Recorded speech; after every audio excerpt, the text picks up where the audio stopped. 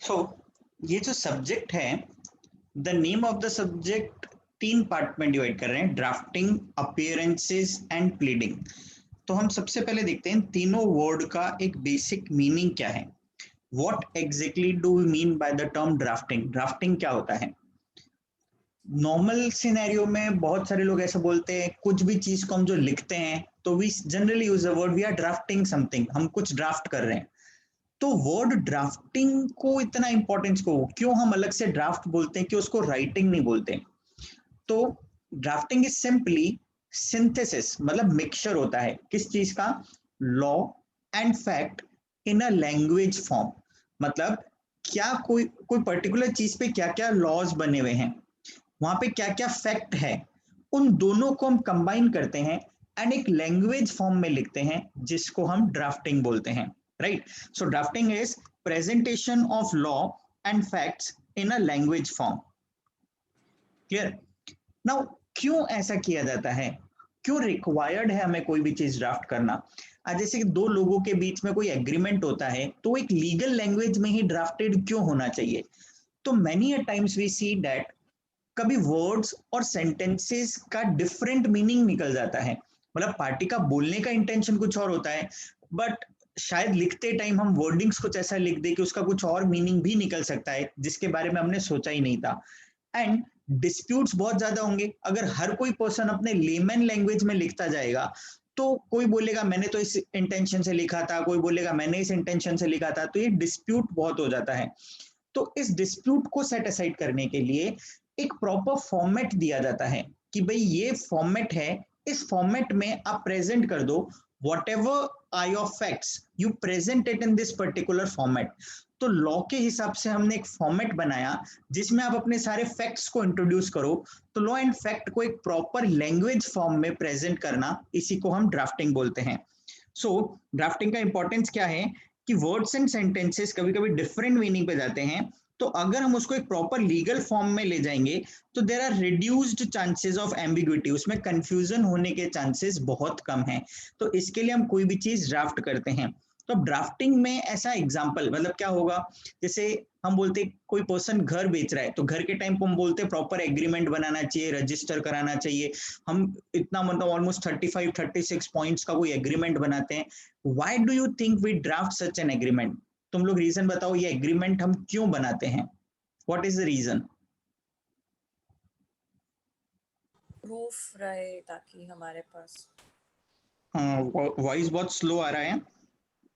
Proof रहे हमारे पास कि वो एग्रीमेंट हमने बनाया है, तो प्रूफ होना चाहिए ना हमारे प्रूफ पास। से भी ज्यादा जरूरी क्या है?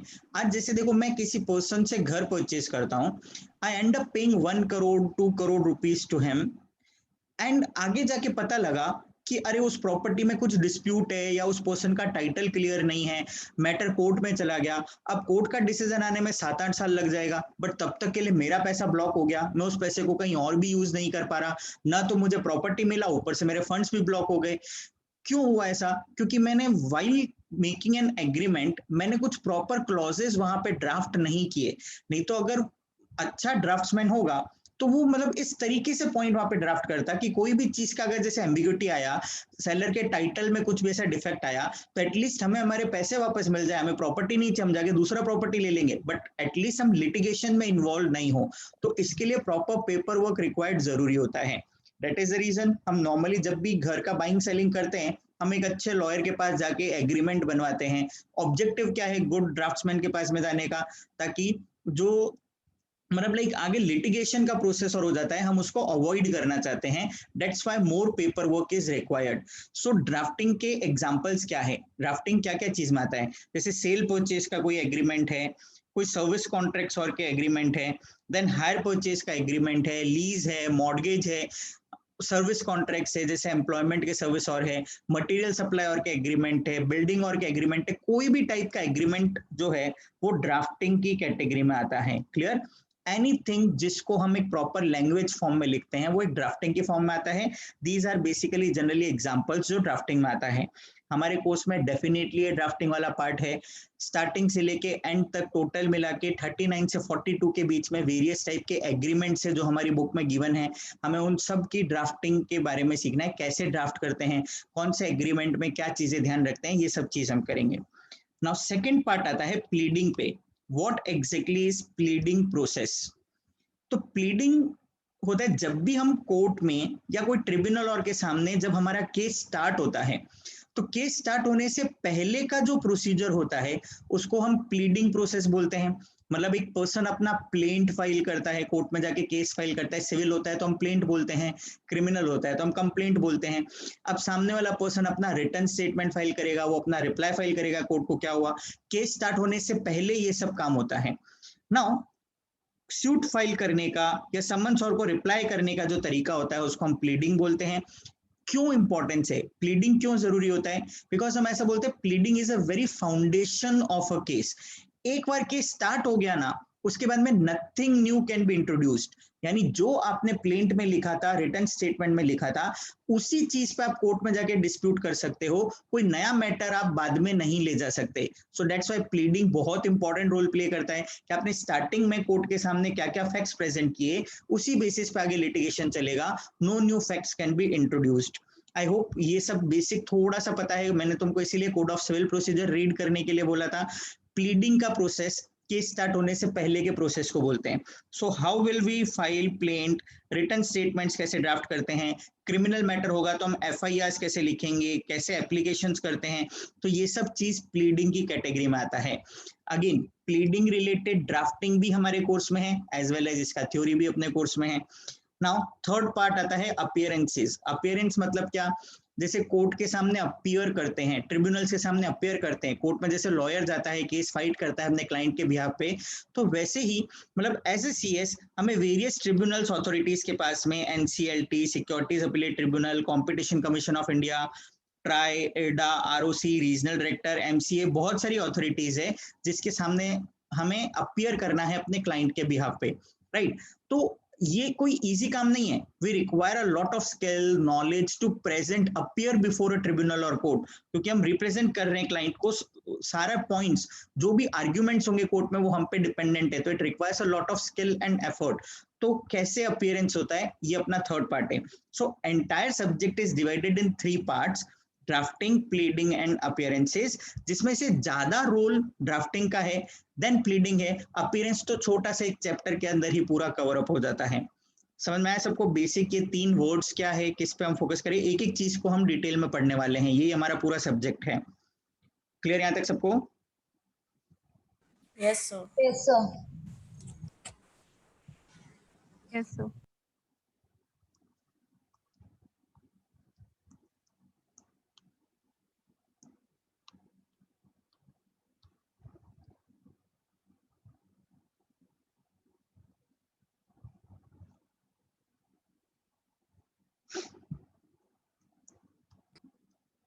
ना अब अपन नेक्स्ट देखेंगे ड्राफ्ट कैसे करते हैं, how to draft an agreement. So आने वाले 5-6 lectures we are focusing on drafting part only. Pleading appearances बाद में करेंगे, सबसे पहले हम ड्राफ्टिंग पे फोकस कर रहे हैं। तो कोई भी एग्रीमेंट होता है तो उसको कैसे ड्राफ्ट करते हैं। तुम में से किसी ने भी कोई जैसे एग्रीमेंट देखा है प्रॉपर, वो ग्रीन पेज पे जैसे एग्रीमेंट प्रिंटेड होके आता है स्टैम्प पेपर और के साथ में, रजिस्ट्रेशन के साथ में? Have you seen any kind of such agreement in life? Yes, sir. या सिंपल टर्म में, तुम्हारा जो घर के पेपर्स होंगे वो होगा, तुम्हारा कोई एक्स्ट्रा घर है जो किसी को रेंट पे दिया हुआ है, या तुम खुद किसी रेंटेड घर में रहते हो, तो definitely there would be some agreement. वो एग्रीमेंट अगर देखोगे तो आज जो हम पढ़ने वाले हैं बहुत सारी चीजें उसके अंदर काम आएगी कि ऐसा एग्रीमेंट क्यों ड्राफ्ट होता है, कैसे ड्राफ्ट होता है। That is the best live example. जितना प्रैक्टिकली समझने का ट्राई करोगे उतना जल्दी समझ में आएगा। So try to see one real life agreement, कोई भी एग्रीमेंट ऐसा देखने का ट्राई करो। एंड मैं जो जो टर्म्स यहाँ पे सिखा रहा हूँ, देखो सब तुमको वहां पे देखने को मिलेगा कि ऐसा होता है, राइट? सो कोई भी एग्रीमेंट, सो हम सबसे पहले क्या करते हैं, जैसे अपन कोई एक स्पेसिमेन देख लेते हैं। रियल लाइफ में कुछ जैसे स्पेसिमेन एग्रीमेंट और का कैसे क्या होता है।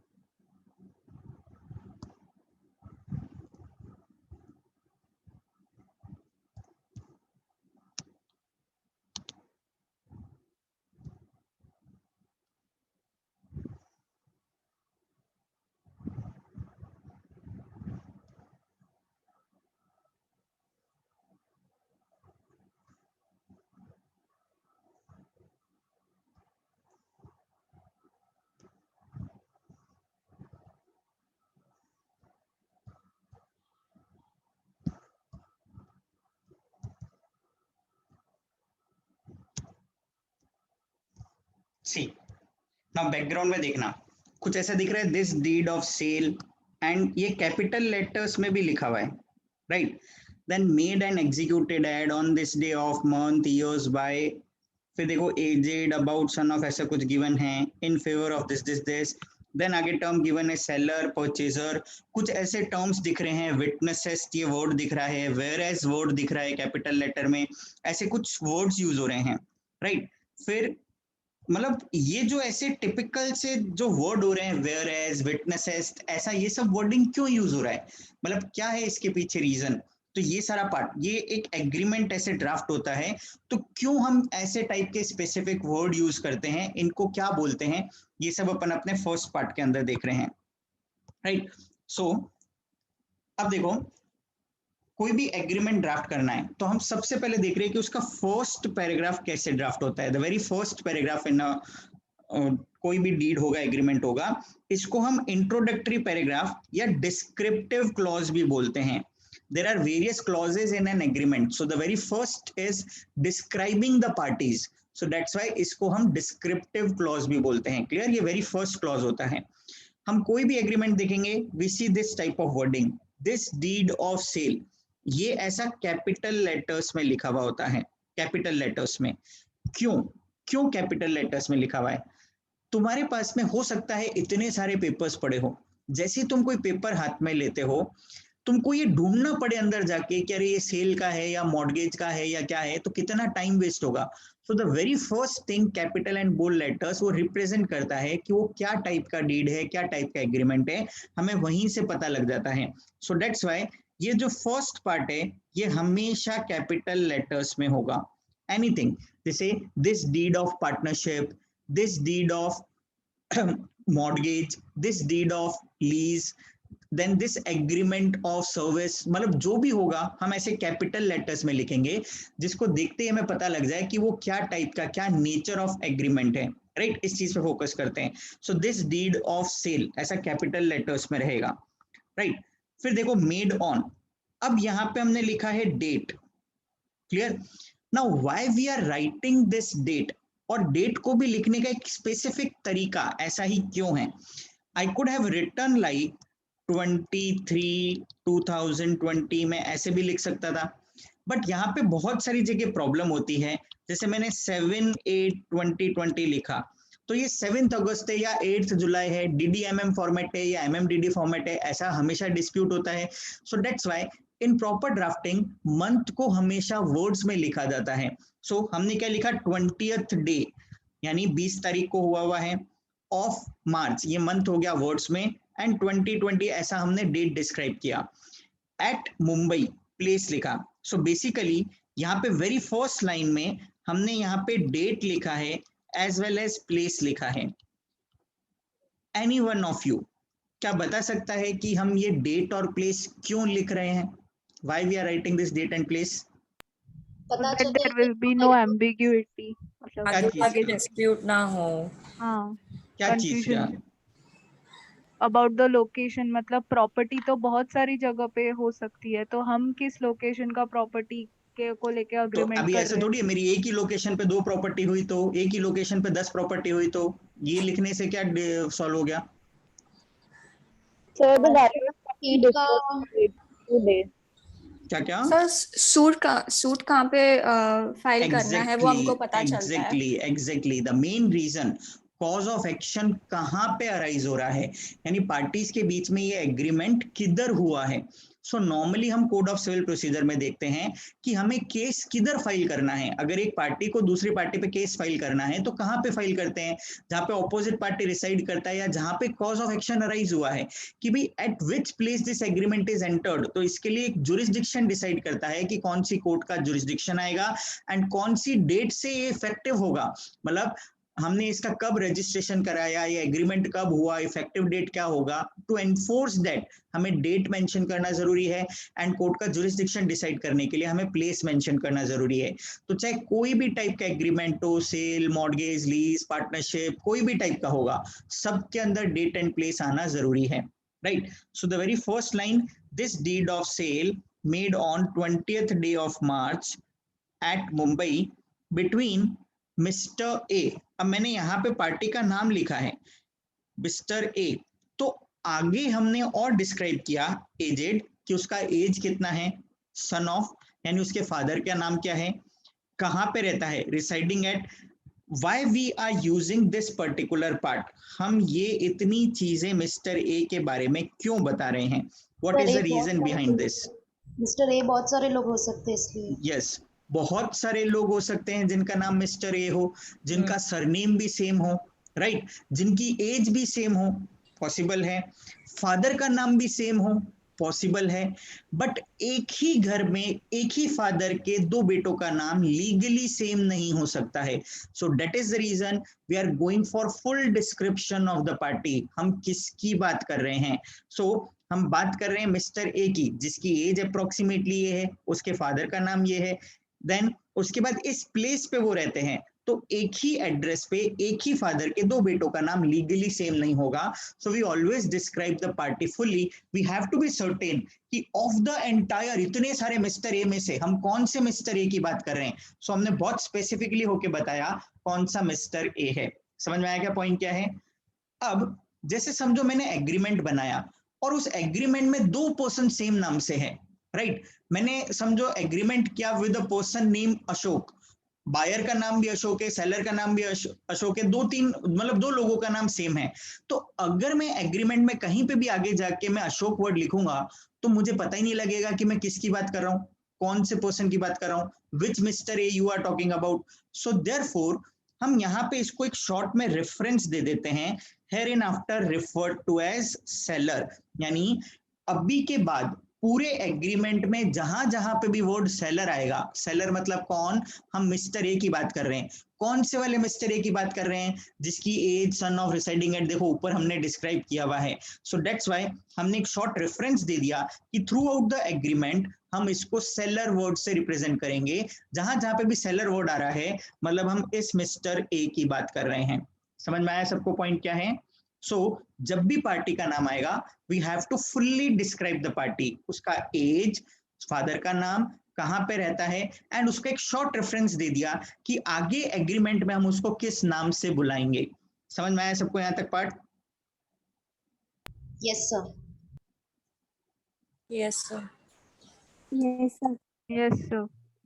ओके, नाउ अब देखो आगे एक वर्ड आया है of the one part.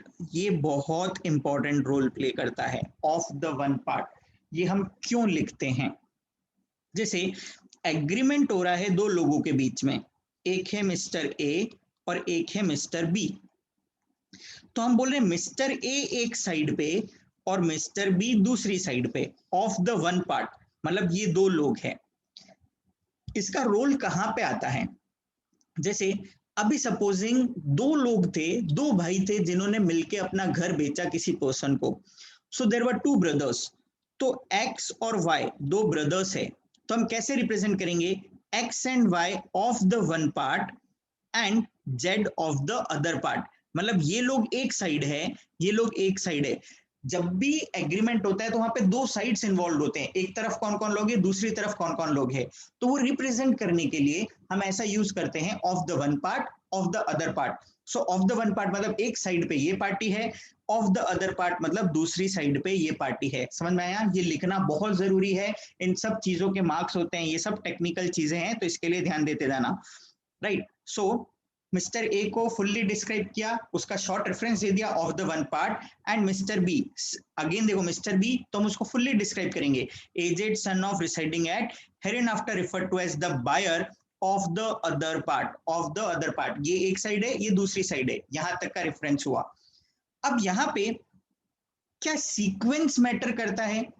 Could it be like this, मैंने पहले मिस्टर बी का नाम लिख दिया, बाद में मिस्टर ए का नाम लिखा, पहले बायर का सेलर का? यस, ये रॉन्ग हो जाएगा। हमें एक सीक्वेंस फॉलो करना जरूरी है, हमेशा पहले सेलर का नाम आएगा, बाद में बायर का नाम आएगा।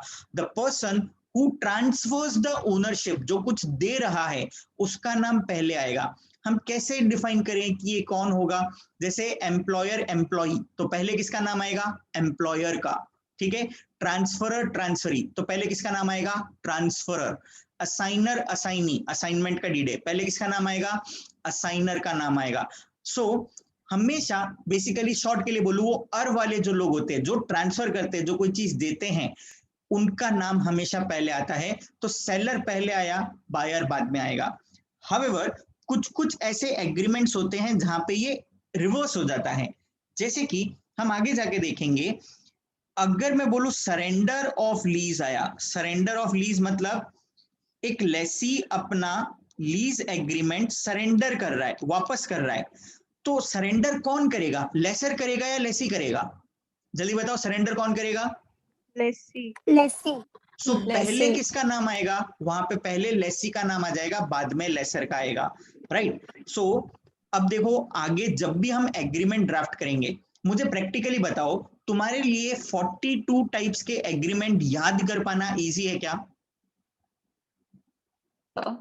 नो, नॉट पॉसिबल कि हम सारे एग्रीमेंट्स याद कर पाए। Yes. बट अगर मैं हर एग्रीमेंट में क्या चीज ध्यान देना है, मैं कॉमन फॉर्मेट लेके चलूं और हर एग्रीमेंट के अंदर क्या मुझे मतलब चीज पर्टिकुलर पॉइंट ध्यान देनी है, अगर मैं उस चीज पे फोकस कर लूं, मेरा माइंड एकदम ग्रेस्प कर ले उस चीज को, तो आप कोई भी एग्रीमेंट दे दो, हम उसको ड्राफ्ट कर सकते हैं। मुझे सारे एग्रीमेंट पढ़ने की, याद रखने की जरूरत ही नहीं है।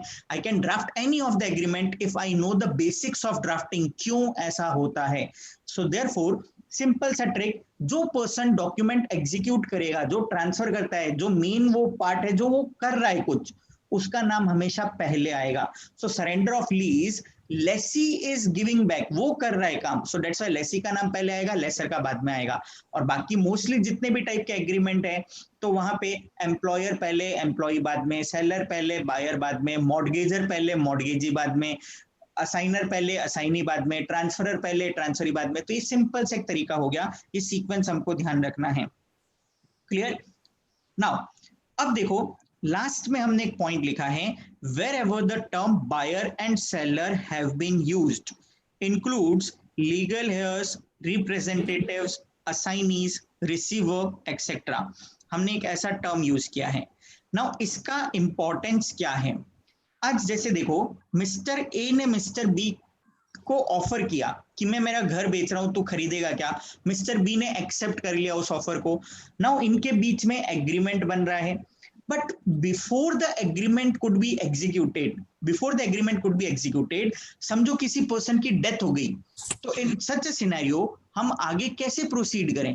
राइट, देन मिस्टर ए ने अपना घर मिस्टर बी को बेचा, मिस्टर ए की डेथ हो गई। अब मिस्टर ए के लीगल एयर्स आके बोलते हैं कि भाई मेरे फादर ने एग्रीमेंट किया था, हमने थोड़ी किया है, हमें हमारा घर वापस दे दो, हमें नहीं चाहिए। नाउ द पॉइंट इज, अगर वो पर्सन को पार्टी नहीं बनाया गया, तो किसी की भी डेथ होते ही इट विल क्रिएट प्रॉब्लम, मतलब एग्रीमेंट में एक प्रॉब्लम सा होने लग जाएगा। सो देयरफॉर अभी क्या ध्यान रखना है, यहां पे ये टर्म क्या डाला हमने, wherever the term buyer and seller have been used, जहां पे भी टर्म इस एग्रीमेंट में बायर और सेलर आ रहा है, it includes legal heir, representatives, assignees, receivers, etcetera. देखो नीचे इस एग्रीमेंट में ए और बी ने साइन किया हुआ होगा, और ए और बी ने ऊपर एग्रीमेंट में मेंशन कर दिया कि जहां जहां पे भी हमारा नाम आ रहा है हमारे लीगल या रिप्रेजेंटेटिव्स पे भी बाइंडिंग है ये। तो इन सच सिनेरियो क्या वो लीगल एयर आके इस एग्रीमेंट को अवॉइड कर सकता है, या उसको भी ये एग्रीमेंट फॉलो करना ही पड़ेगा? फॉलो करना होगा सर। करना पड़ेगा। तो दैट्स व्हाई हम इस टर्म को यहाँ पे इंक्लूड कर देते हैं। Wherever the term buyer and seller have been used, includes their legal heirs, representatives, assignees, receivers, etc. जो भी उसको रिप्रेजेंट करेगा वो सब इंक्लूडेड है, उन सब पे भी ये एग्रीमेंट बाइंडिंग होगा। तो सर अगर अग्रीमेंट में ऐसा नहीं होगा, मतलब सेलर ने अगर मेंशन नहीं किया है लीगल एरिया कोई भी रिप्रेजेंटेटिव, तो ये नीचे वाला आएगा ही नहीं ना फिर पार्ट। मेंशन नहीं किया मतलब क्या? मैं जब तक मैं खुद जिंदा हूं मुझे किसी को मेंशन करने की जरूरत ही नहीं है। प्रॉब्लम कब आएगी? मेरी डेथ हो गई तो अभी जो बायर है उसने पहले से मेरे से सिक्योरिटी लिया कि अगर मेरी डेथ हो गई तो पीछे मेरे लीगल ऐसे भी इस एग्रीमेंट को फॉलो करेंगे। सो दैट्स व्हाई ये टर्म हमने इंक्लूड किया है कि अभी किसी को पहले से थोड़ी पता है one of the party dies तो उस पार्टी के लीगल हेयर्स भी इस एग्रीमेंट को मानेंगे। सो दैट्स व्हाई एक दूसरे की सिक्योरिटी के लिए इन्होंने एग्रीमेंट क्लॉज इंसर्ट किया है। अगर हम ऐसा नहीं डालते तो एग्रीमेंट तो ए और बी के बीच में हुआ था, अब उसके लीगल हेयर्स अगर आके बोले तो उनके ऊपर तो बाइंडिंग ही नहीं था एग्रीमेंट, उनका तो कहीं पे भी नाम ही मेंशन नहीं था। So if there is a dispute मुझे जाके प्रूव करना पड़ेगा। बट अगर मैंने ये लाइन पहले से एग्रीमेंट में डाला हुआ है और कोई भी लीगल हेयर कोई एक्शन लेता है कोर्ट में, हम डायरेक्टली एग्रीमेंट दिखा सकते हैं, भाई देखो ये लीगल हेयर्स पे भी बाइंडिंग है एग्रीमेंट, कोर्ट वहीं पे केस को डिसमिस कर देगा। समझ में आया पॉइंट क्या है? Yes sir.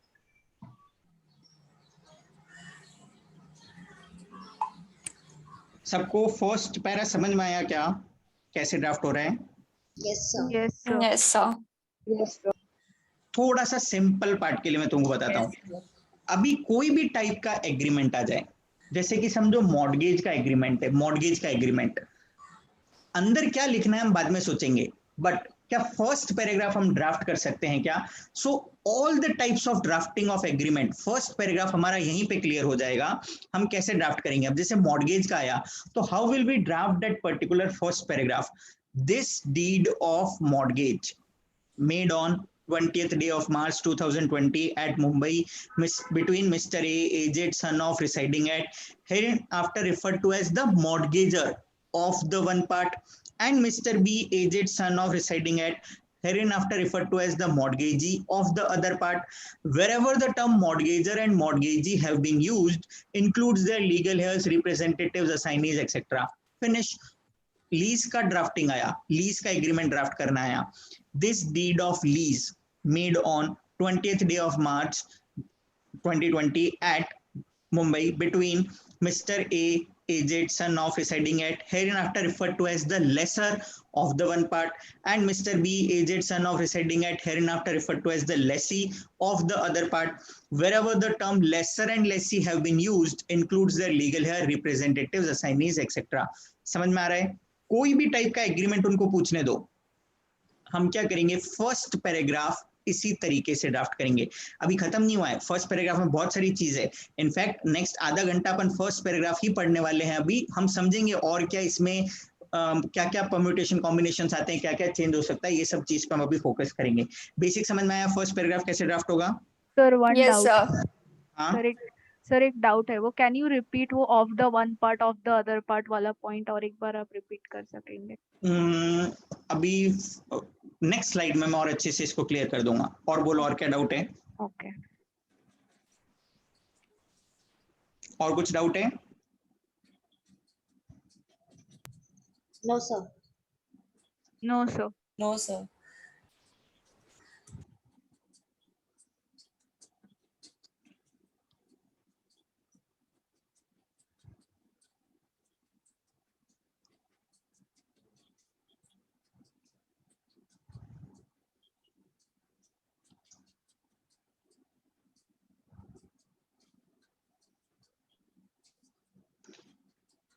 क्लियर? नाउ अब देखो हम नेक्स्ट देख रहे हैं, अगर कोई एग्रीमेंट में 3 पार्टीज हुई। अब 3 पार्टीज में भी हम कैसे एग्जांपल ले रहे हैं? There are 2 sellers and 1 buyer. तो हम कैसे ड्राफ्ट करेंगे, क्या चेंज हो जाएगा? क्योंकि जब तक दो नाम थे हमारे लिए इजी था, ए एक साइड पे मतलब बी दूसरी साइड पे, हो गया खत्म। बट अगर तीन पार्टीज है तो हम कैसे ड्राफ्ट करें? सो अभी हमने फर्स्ट पार्ट कौन सा देख रहे हैं, एक ऐसा एग्रीमेंट जहां पे तीन पार्टीज है। तीन पार्टीज भी कैसे हैं? There are 2 sellers and 1 buyer. तो what will change in this particular मतलब ड्राफ्टिंग, फर्स्ट पैराग्राफ में क्या चेंज हो जाएगा? सो देखो, this deed of sale made on 20th day of March at between Mr. A, aged son of residing at hereinafter referred to as the first seller, and Mr. B, aged son of residing at hereinafter referred to as the second seller of the one part, and Mr. C, aged son of residing at hereinafter referred to as the buyer of the other part. So जिस student को doubt था sir ये of the one part of the other part क्या है, तो अब देखो हमारे एग्रीमेंट में तीन लोग थे, ए बी सी, तीन लोग हैं, ठीक है। बट इनमें से दो सेलर है, एक बायर है। तो हमने क्या किया, हमने ऐसा डिफरेंशिएट किया, A and B these are of the one part, ये लोग एक साइड पे हैं, and C of the other part, C जो है वो अदर पार्ट पे है, सी जो है वो अदर पार्ट पे आएगा। समझ में आया क्या हुआ डिफरेंस? Yes sir. क्लियर? कुछ भी चेंज नहीं हुआ, सिंपल सा एक चीज चेंज हुआ, ये and of the one part other part, इसको कैसे प्लेस करना है इसी चीज पे तुमको फोकस करना है। बाकी का पूरा तो सेम टू सेम ड्राफ्ट हुआ है।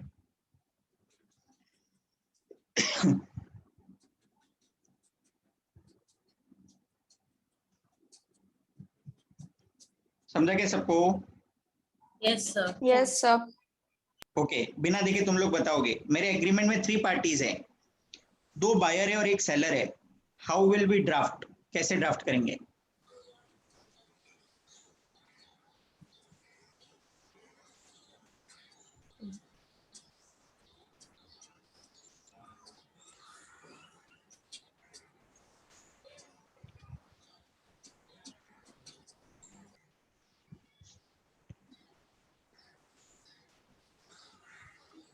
सो बताओ, अगर 2 बायर होंगे तो what will be the change in the agreement?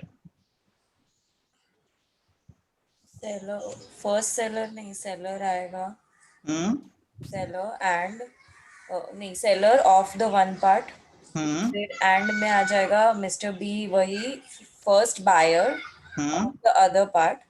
नहीं, ऑफ द अदर पार्ट अभी नहीं आएगा क्योंकि देयर आर 2 बायर्स, तो दोनों बायर एक साथ होंगे। ओके, तो सेकंड बायर के टाइम पे refer to as buyer of the other part आएगा।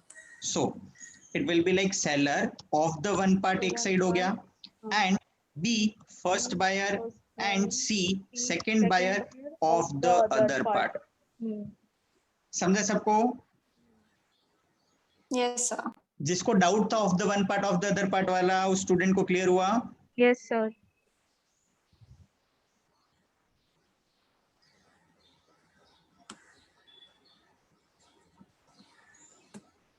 यहाँ तक क्लियर है? कुछ भी डाउट है पूछ सकते हो, क्योंकि मैं आगे प्रोसीड करूंगा तो फिर डाउट ये सब बेसिक्स में रह जाएगा। कुछ भी डाउट है तो पूछो, अभी क्यों हो रहा है उस पे ज्यादा फोकस करना। गो बाय कंसेप्चुअल क्लैरिटी, क्योंकि हम 42 टाइप्स का एग्रीमेंट नहीं याद कर सकते। कंसेप्ट क्लियर है, कोई भी एग्रीमेंट दे दो हम ड्राफ्ट कर देंगे।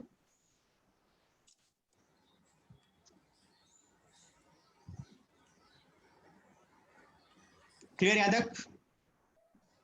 Yes sir. Okay, Yes, sir. Now अभी मैं बोलूं 3 डिफरेंट पार्टीज ही है, एक साइड पे नहीं है। जैसे कि हम 3 लोगों ने मिलकर डिसाइड किया कि हम पार्टनरशिप बिजनेस चालू करेंगे, ठीक है, पार्टनरशिप में जैसा होता है, या एक पर्सन दूसरे पर्सन से घर परचेज कर रहा है बैंक के थ्रू लोन लेके, so bank is a third party to that agreement. So जब ऐसे 3 पार्टीज होती है तो हम कैसे ड्राफ्ट करेंगे, हाउ डू वी ड्राफ्ट? तो जैसे हम पहले पार्टनरशिप का एग्जांपल ले लेते हैं कि ए बी सी 3 लोग पार्टनर है, ठीक है, तीनों के साथ में एग्रीमेंट हो रहा है, तो हम कैसे ड्राफ्ट करें? तो देखो, mister A of the one part, mister B of the second part, and Mr. C of the other part. तो ए एक साइड है, बी दूसरी साइड है, there are 3 sides of this agreement now, so that's why of the one part, of the second part, and last वाला part हमेशा of the other part करेंगे। Last वाला हम ऑफ द अदर पार्ट क्यों करते हैं? It denotes that और कोई पार्टी नहीं है हमारी एग्रीमेंट में, this is the last party, इसके अलावा और कोई पार्टी नहीं है। समझ में आया पॉइंट क्या है? 4 लोग पार्टनरशिप करते, of the one part, of the second part, of the third part and of the other part. समझ रहे हैं कैसे ड्राफ्ट होगा? Yes sir. Yes, sir. यहां तक क्लियर? Yes, sir. नाउ अभी मुझे बताओ, जैसे हम बैंक से लोन लेते तो कैसे ड्राफ्ट होता? तो Mr A seller of the one part, mister B buyer of the other part, and यहाँ पे बैंक का नाम ऑफ द थर्ड पार्ट। ऐसे बैंक का भी नाम आता क्योंकि हमारे पेपर्स तो सारे बैंक के पास रहने वाले हैं जब तक हम लोन रिपेमेंट नहीं करेंगे। So bank is also a party to the agreement, so वो बैंक का नाम थर्ड पार्ट पे आएगा। क्लियर? जब भी लोन रिलेटेड ड्राफ्टिंग आएगा, so there will be 3 parties, seller, buyer and bank. कोई किसी की साइड नहीं है, तीनों अलग अलग है, इसलिए of the one part, of the second part and of the other part. Clear सबको यहाँ तक? Yes sir. Okay, now let me check कौन स्मार्ट स्टूडेंट है। ऊपर जितने भी एग्रीमेंट्स हमने देखे और ये जो स्लाइड हम देख रहे हैं इन पर्टिकुलर, ऊपर की स्लाइड्स और यहाँ पे एक डिफरेंस है। कोई बता सकता है क्या डिफरेंस है? And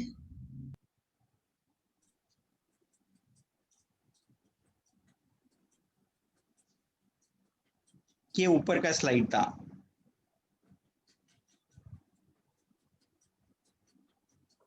ये उससे भी पहले का स्लाइड था। ठीक है, इस पूरे स्लाइड में देखो, अच्छे से देख लो क्या है। ये सेकंड स्लाइड है, इसमें भी देख लो अच्छे से क्या है, एंड ये अभी का स्लाइड है। बताओ what is the main difference here? वो नीचे वाला क्लॉज नहीं है, नीचे वाला नीचे वाला क्लॉज नहीं है, ये सब नहीं है ओके, इसमें। सो आई थिंक 3-4 स्टूडेंट ने करेक्ट आंसर दिया कि वो जो नीचे वाला क्लॉज था वेरेवर वाला, वो यहाँ पे मैंने मेंशन नहीं किया है, यहाँ पे मैंने मेंशन नहीं किया है। क्यों ऐसा, क्यों मेंशन नहीं किया है? सी अगेन, ये स्मार्टनेस है जो हमें कैच करना है। हमने क्या ड्राफ्ट किया? हमने पार्टनरशिप डीड ड्राफ्ट किया। ठीक है, यहाँ पे मैंने मिस्टेक किया है, दिस डीड ऑफ पार्टनरशिप होगा। ठीक है, सो अभी पार्टनरशिप का हम डीड ड्राफ्ट कर रहे हैं। तो क्या पार्टनरशिप में ऐसा होगा क्या कि अगर मिस्टर ए की डेथ हो गई तो उसका legal heir by default partner बन जाएगा, कि उसके लीगल हेयर पे भी बाइंडिंग होगा? क्या पार्टनरशिप में ऐसा ट्रांसफर ऑफ इंटरेस्ट हो सकता है क्या? No allowed sir. होता है क्या? No sir. It is not allowed, क्योंकि partnership is mutual agency between partners, एक दूसरे पे भरोसा है, one partner is liable for the other partner. तो हो सकता है बी और सी को ए पे भरोसा हो, बट ए के लीगल हेयर पे भी भरोसा हो, जरूरी नहीं है। सो अगर पर्सन की डेथ हुई, मैं यहाँ पे टर्म लिख देता कि wherever the term first partner second partner is used includes legal hair, यानी इसकी डेथ के बाद में इन लोगों को इसके साथ में जबरदस्ती ये एग्रीमेंट फॉलो करना पड़ता, और अगर ये कोई एक्ट कर दे रॉन्गफुल तो उसके लिए ये लोग भी लायबल हो जाते। तो ये तो गलत हो रहा है। पार्टनरशिप में लायबिलिटी, एक का लायबिलिटी दूसरे पे भी होता है, विकेरियस लायबिलिटी रहता है। So that's why in partnership agreement ऐसे ट्रांसफर ऑफ इंटरेस्ट अलाउड नहीं है। सो पार्टनरशिप का एग्रीमेंट जो भी होगा वो हमारे लीगल एयर्स रिप्रेजेंटेटिव्स पे बाइंडिंग नहीं होता है।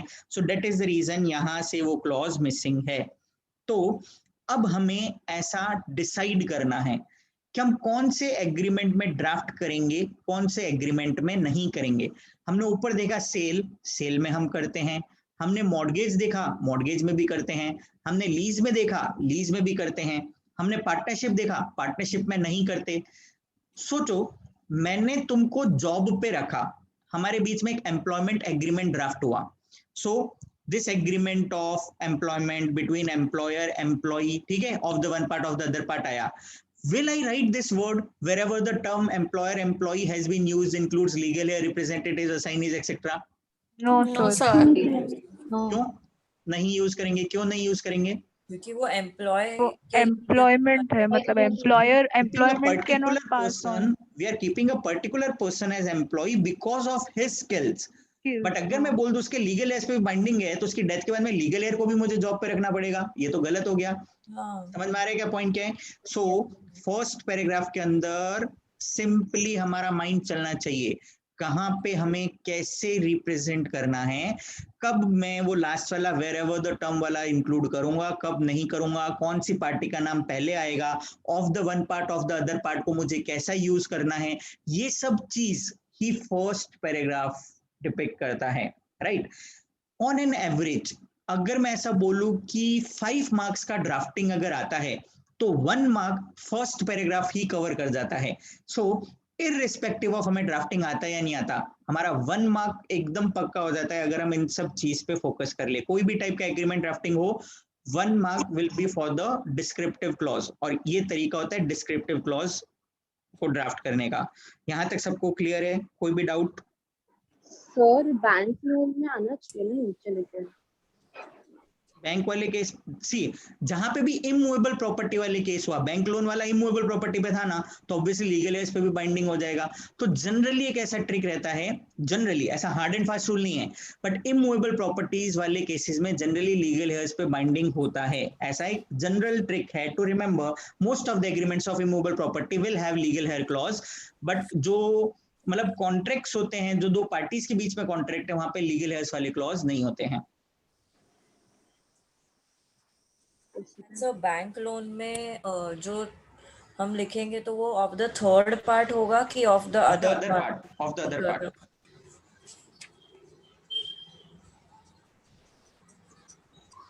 सी हमें सिंपली ध्यान रखना है कहां पे wherever the term वाला क्लॉज यूज नहीं करना है। तो इस पे हमने क्या देखा, जनरल टर्म जहां पे भी इमूवेबल प्रॉपर्टी रिलेटेड कुछ भी ड्राफ्टिंग होगा, इमूवेबल प्रॉपर्टी रिलेटेड कुछ भी ड्राफ्टिंग है तो wherever the term यूज होगा। एंड जहां पे भी दो पर्सन्स के बीच के पर्सनल टाइप का कुछ भी ड्राफ्टिंग है, जैसे कि पार्टनरशिप हो गया, एम्प्लॉयमेंट हो गया, जहां पे पर्सनल स्किल से रिलेटेड है, तो वहां पे wherever the term वाला क्लॉज ड्राफ्ट नहीं होगा। देन लास्ट पार्टी पे हमेशा हम of the other part use करेंगे। क्यों? भली पार्टी में 10 लोग हैं तो हम बोलेंगे first part, second part, third part, fourth part सब डालेंगे, बट लास्ट वाले पे आके हम हमेशा लिखेंगे ऑफ द अदर पार्ट, ताकि देखो फर्स्ट सेकंड अदर मतलब मुझे क्लियर हो गया आगे कोई और नहीं है, first second third fourth and other मुझे क्लियर हो गया आगे कोई और नहीं है। सो दैट्स व्हाई लास्ट वाला पार्ट हमेशा अदर यूज होगा। समझा point? Yes sir.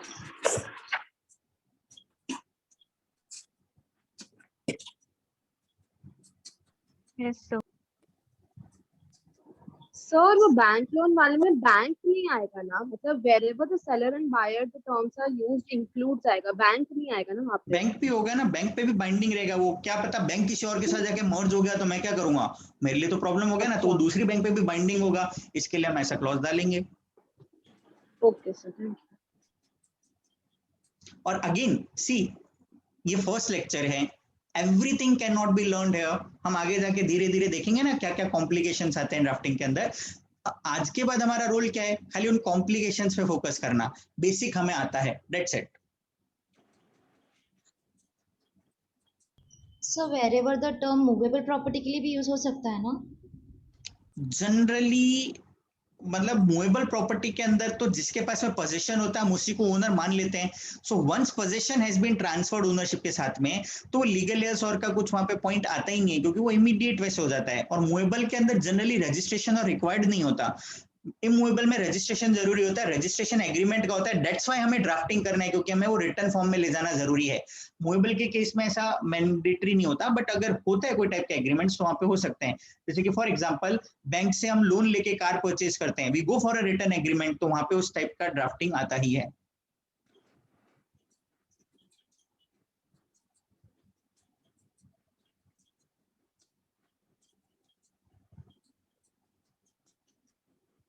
Clear?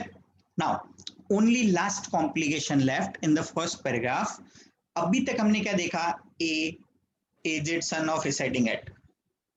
What if हम ऐसा बोले कि कंपनी के साथ में हम कोई एग्रीमेंट कर रहे हैं, यानी one of the party is company, company is a party to agreement, तो हम कैसे ड्राफ्ट करेंगे? सो देखो, mister A aged son of residing at seller वैसे ही था, बायर इज अ कंपनी, तो हम कंपनी को कैसे डिफाइन कर रहे हैं? कंपनी का एज सन ऑफ ऐसा तो नहीं लिख सकते, so we have written the name of the company having its registered office at. खाली इतना सही चीज लिखते हैं, कोई लॉजिकली बता सकता है क्यों? कि that is the place where all the communications are sent, so it will be more हम कंपनी को traceable. डिस्क्राइब क्यों नहीं कर रहे? तो कंपनी का सन ऑफ तो होता नहीं है, वो तो इनकॉर्पोरेटेड होता है। अरे इतना बेसिक चीज तुमने एग्जीक्यूटिव में पढ़ा है, सेम नाम की दो कंपनी हो सकती है क्या? नहीं, मिस्टर ए नाम के बहुत सारे लोग हो सकते थे, बट सेम नाम की दो कंपनी हो सकती है क्या? नहीं नहीं नहीं। सो दैट्स व्हाई हमें फर्दर कुछ डिस्क्रिप्शन की जरूरत ही नहीं है, खाली बता दो कंपनी और उसका एड्रेस बता दो, दैट्स इट, और कुछ डिटेल ही नहीं चाहिए, क्योंकि सेम नेम की टू कंपनीज हो ही नहीं सकती है। समझ में आया क्या पॉइंट? तो सर बैंक वाले केस में तो उसका ब्रांच भी बताना पड़ेगा ना? बैंक के जो भी जैसे एग्रीमेंट्स होते हैं, ऑल द एग्रीमेंट्स, वो भले ब्रांच है बट हेड ऑफिस के थ्रू सारा होता है। सो हमेशा हेड ऑफिस को ही रिप्रेजेंट होगा बैंक, कभी भी ब्रांच को नहीं होता। ब्रांच मतलब एक जगह से दूसरी जगह शिफ्ट हो सकता है, बट बैंक का प्रिंसिपल ऑफिस वही रहने वाला है। सो आज कोई जैसे हम चेक भी डालते हैं, भले हमारे ब्रांच क्लियर कर रहा है, but ultimate clearing process head office से होता है, तो that is the ultimate authority. मतलब ब्रांच ने तुमको लोन दिया, बट ब्रांच अपने हेड ऑफिस में रिपोर्ट करेगा, हेड ऑफिस उनको सैंक्शन करेगा, तब ब्रांच तुमको लोन देगा, बट फाइनल डिसीजन जो रहता है वो हमेशा हेड ऑफिस से ही रहता है। तो इसके लिए कुछ ऐसा डिनोट करना जरूरी नहीं होता। एंड नॉर्मली तुम ऐसा देखो, जैसे तुम लोगों का अगर घर का कोई एग्रीमेंट होगा, डेफिनेटली लोन पे रहता है, तो वहां पे बैंक इज अ पार्टी, हमेशा देखो हेड ऑफिस को ही डिनोट करा जाता है वहां पे बैंक में। रियल लाइफ में देखो तो अच्छे से समझ में आएगा।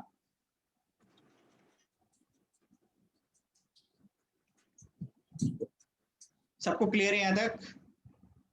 Yes, So we sir. have done everything related to Yes, first sir. paragraph. So Yes. एक बार क्विकली वापस से देख लेते हैं। हमने क्या देखा था? ये कैपिटल लेटर्स में लिखना जरूरी है। This was the first thing जो हमें याद करना था। हमें डेट एक स्पेसिफिक तरीके से लिखना है, और जहां पे हम मंथ वाला पार्ट हमेशा वर्ड्स में लिखेंगे, बाकी के हम न्यूमेरिक में लिख सकते हैं। हमें प्लेस बताना जरूरी है। यहाँ पे मैंने प्लेस लिख दिया है, बट एग्जाम में तुम लोगों को ध्यान रखना है, you will keep it as blank. तुम प्लेस नहीं लिखोगे एग्जाम में until and unless question says कि कहाँ पे एग्रीमेंट हुआ है, पार्टीज कौन है, हम वहां पे नाम नहीं लिख सकते हैं। ये मैं तुमको पहले से बता रहा हूं, इंस्टीट्यूट का कोड ऑफ एथिक्स रहता है कि भाई तुमको कहीं पे भी ऐसा डिपिक्ट नहीं करना है कि तुम कौन सी सिटी को बिलोंग करते हो, तुम्हारा नाम क्या है, तुम पेपर पे लिख सकते हो क्या? तो अब बहुत सारे स्टूडेंट ऐसे स्मार्टनेस करते हैं, वो क्या करते हैं, मिस्टर ए की जगह खुद का नाम लिख देते हैं, हमारा नाम है हम लिखेंगे यहाँ पे। But if you are using certain name, अगर क्वेश्चन में दिया हुआ है कि भाई Ram has entered into agreement with Shyam, तो तुम यहाँ पे राम और श्याम लिखो। बट अगर क्वेश्चन में कुछ नहीं दिया हुआ है, you should use A and B. तुम्हें कोई भी नाम लिखने से रिफ्रेन करना चाहिए, नाम लिखने से पीछे हटना चाहिए। You should not right any name. Second, जो ये रिसाइडिंग एट वाला प्लेस है, अगर क्वेश्चन में कुछ गिवन है, देन राइट कि भाई ये यहाँ पे हमें प्लेस लिखना है। If no place has been mentioned in the question, it is always advisable कि वहां पे डैश करके छोड़ दो। We have to only show that हमें पता है यहाँ पे ये आएगा, बट हम अपनी सिटी का नाम नहीं बता रहे, हम कहाँ पे रहते हैं। ऐसा हमें प्रॉपर एथिक्स फॉलो करने चाहिए। अब तुम बोलोगे सर क्या फर्क पड़ता है? टेक्निकली देखो, बहुत सारी चीजें हो सकती है। सपोजिंग तुमने यहाँ पे नाम लिखा राम, तुम्हारा पेपर चेक होने चला गया, वो चला गया किसी मतलब अदर रिलीजन के पर्सन के पास में, मे भी तुम्हें जानबूझ के फेल कर दे, तुम्हारे लिए लॉस है। हो सकता है ऐसा, प्रोबेबिलिटी कम है बट हो सकता है ऐसा। तुमने प्लेस लिखा, अब समझो तुमने प्लेस लिख दिया यहाँ पे मुंबई, तुम्हारा पेपर चेक होने चला गया साउथ में या कहीं पे, और उनको पता लग गया मुंबई वाला है, जानबूझ के फेल कर दिया, देखो तुम्हें भी लॉस हो सकता है।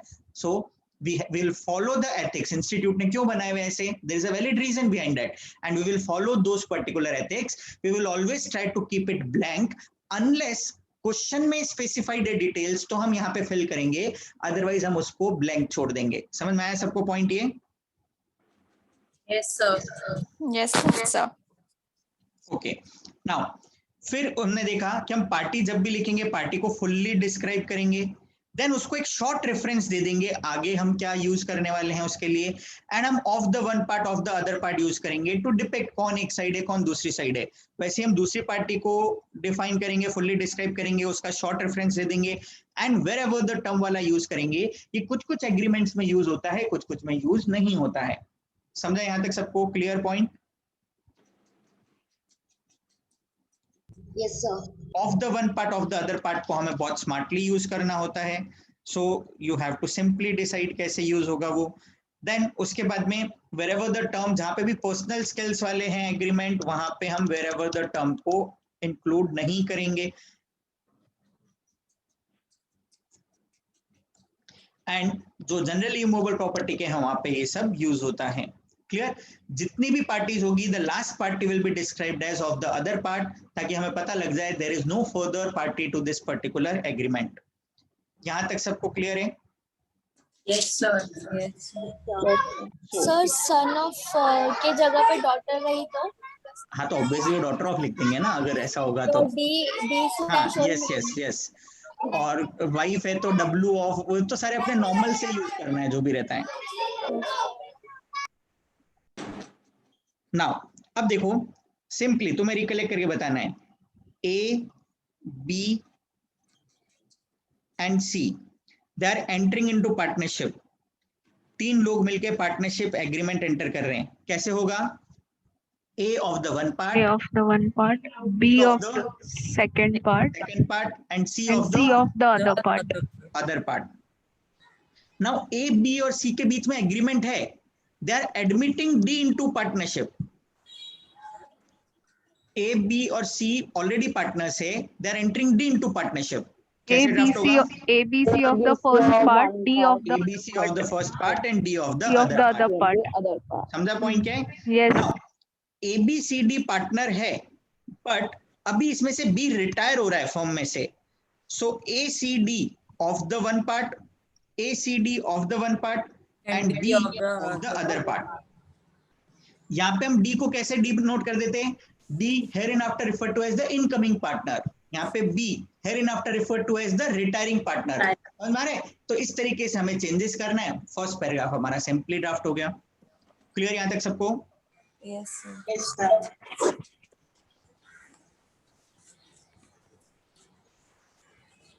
आगे प्रोसीड करें सेकंड पैरा पे।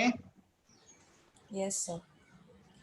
मैंने एग्जॉस्टिवली डिफाइन कर दिया फर्स्ट पैराग्राफ, इसके अलावा कोई और तरीके से फर्स्ट पैराग्राफ ड्राफ्ट नहीं होता।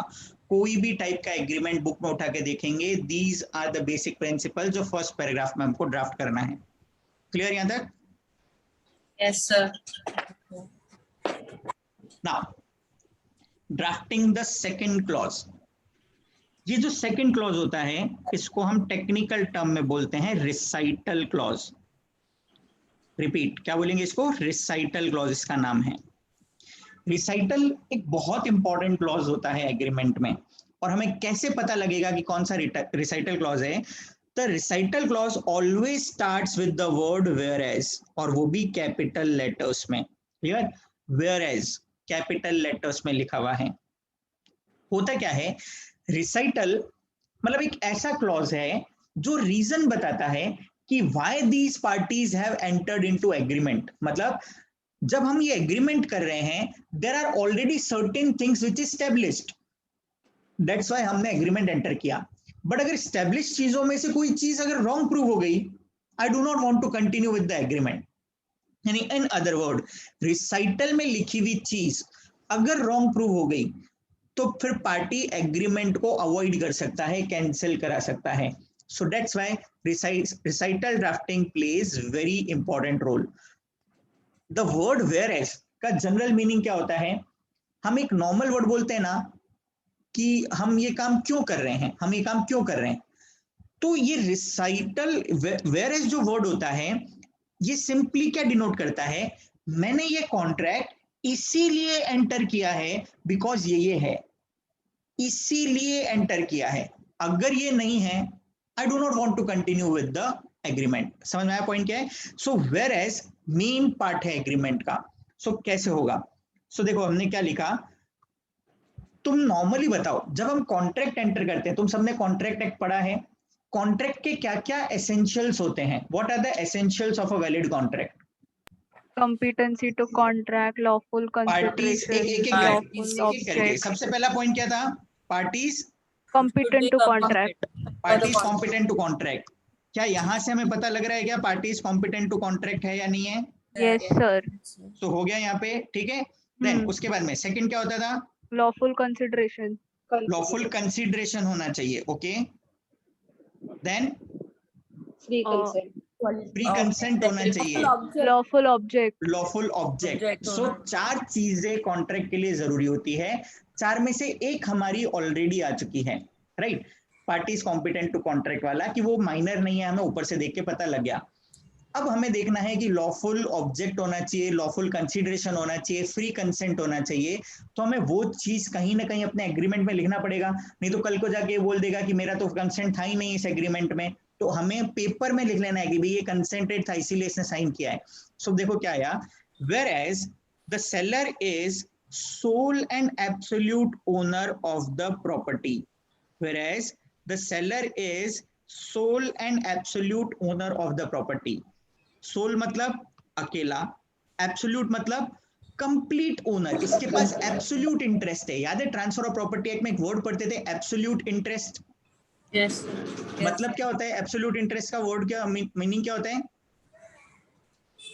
कि वो पूरा का पूरा उसका है, मतलब whole of the interest in the property. So जैसे सपोजिंग ए ने बैंक से लोन लिया और उसने अपना घर गिरवी रख दिया, तो अब वो जो घर है, क्या वहां पे ए का एब्सोल्यूट इंटरेस्ट है क्या? वो जो करना चाहे अपनी मर्जी से कर सकता है, या कुछ एक पर्टिकुलर चीज करने से पहले उसे बैंक का अप्रूवल लेना पड़ेगा, उसे घर बेचने से पहले बैंक का अप्रूवल लेना पड़ेगा, राइट? क्यों ऐसा? क्योंकि उसने बैंक के पास में मॉर्गेज रखा हुआ है। So is not having absolute interest over the property. तो यहाँ पे वर्ड एब्सोल्यूट क्या डिनोट कर रहा है? उसके पास कंप्लीट इंटरेस्ट है इन द प्रॉपर्टी। नाउ सी, ये हमने रिसाइटल में डाला। बायर क्या बोल रहा है? मैंने ये घर इसीलिए परचेज किया है क्योंकि seller sole and absolute owner है, राइट? तो अब जैसे सपोजिंग समझो एक फादर का प्रॉपर्टी है, ठीक है ना, उस फादर का एक सन है, एक डॉटर है। नाउ सन वो प्रॉपर्टी, फादर की डेथ हो गई एंड सन वो प्रॉपर्टी समझो किसी पर्सन को बेच रहा है। तो अब इनके बीच में एग्रीमेंट हुआ, राइट? अब मिस्टर एक्स ने तो दे दिया 1 करोड़ रुपए उसको, और सन ने क्या किया? इसको घर दे दिया। बट सपोजिंग ये डॉटर आके खड़ी होगी कि इस घर में आधा हिस्सा तो मेरा है, तो क्या ये मैटर कोर्ट में जाएगा या नहीं जाएगा? जाएगा। डॉटर का लीगली राइट होता है। समझ में आ रहा है ना पॉइंट क्या है? सो मिस्टर एक्स तो बोनाफाइड बायर था, बट स्टिल वो फंस गया। अब वो केस का डिसीजन आने में समझो 5 साल लग जाए, 10 साल लग जाए, तो इसको तो पैसे मिल गए। अब जब तक कोर्ट का डिसीजन मतलब खत्म नहीं होता, तब तक के लिए ये भी पैसा होल्ड करके बैठा रहेगा। मिस्टर एक्स जाके कोई और घर भी परचेज नहीं कर पाएगा। ये तो क्या प्रॉब्लम हो गया कि भाई एकदम जेन्युइनली बाय करते हुए भी मैं लिटिगेशन में फंस गया। सो अब देखो, अगर यहाँ पे मिस्टर एक्स ने इस एग्रीमेंट में ऐसा रिसाइटल डाला होता कि whereas the seller is the sole and absolute owner, वो अकेला ही ओनर है और कोई नहीं है, तो अगर ये चीज रॉन्ग प्रूव हुई, मिस्टर एक्स क्या बोलेगा? तेरा केस है, तू कोर्ट में जाके लड़, मुझे मेरा पैसा वापस दे दे। I do not want to continue with the agreement because recital का कंडीशन फुलफिल नहीं हो रहा। समझ में आ रहा है रिसाइटल क्या रोल प्ले कर रहा है? Yes sir. और ये जरूरी है या नहीं है? It is very much required. That is the reason. यही होता है, लोग क्यों डरते हैं लॉयर्स के पास जाने में, कोर्ट के पास जाने में। कैसे वर्ड यहाँ आगे पीछे घुमा दिए, सामने वाले पे बाइंडिंग हो जाता है। ये लॉ की लैंग्वेज है। So that's why language form में हम क्यों ड्राफ्ट कर रहे हैं, क्यों ऐसा लीगल लैंग्वेज यूज कर रहे हैं, ताकि हम एक अच्छा प्रॉपर डीड बना पाए, मार्केटेबल डीड बना पाए, जो कि गुड टाइटल ट्रांसफर करेगा, टाइटल में कुछ भी डिफेक्ट नहीं होगा। सो इसके लिए हम ऐसा ड्राफ्टिंग करते हैं। सो यहाँ पे लिखने का मतलब क्या है कि सेलर इज द सोल, यानी वो अकेला ओनर है और कोई नहीं है, एंड एब्सोल्यूट ओनर, एब्सोल्यूट मतलब उसका प्रॉपर्टी किसी के पास में गिरवी भी नहीं रखा हुआ, कोई और इंटरेस्ट उसने किसी को लीज और पे नहीं दिया हुआ, he is enjoying absolute interest of the property, उसी के पास सारा डिसीजन मेकिंग राइट है। सो सेलर के पास ये राइट है ऑफ द प्रॉपर्टी। नाउ अब एक सेलर के पास हो सकता है बहुत सारी प्रॉपर्टी हो, एक पर्सन के पास 10 घर थे, एक ही बिल्डिंग में 4 फ्लैट थे, अब तुमने बोल दिया उस बिल्डिंग में फ्लैट बेच रहा है वो मेरे को, बट बिल्डिंग में कौन सा फ्लैट, तो हमें डिस्क्राइब करना पड़ेगा प्रॉपर्टी कौन सा, more fully described in the schedule. मतलब अब वो प्रॉपर्टी कौन सा है, बहुत सारी प्रॉपर्टी हो सकती है, तो हम प्रॉपर्टी को स्पेसिफिकली डिस्क्राइब करेंगे।